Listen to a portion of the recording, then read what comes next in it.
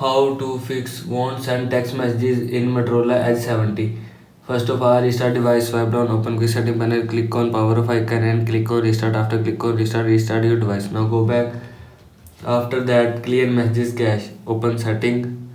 Now in settings, scroll down, click on apps.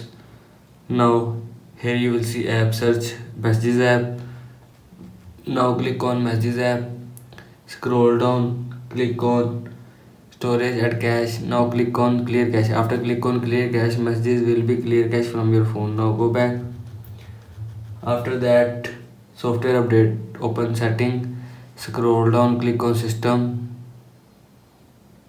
Go back. Click on system update.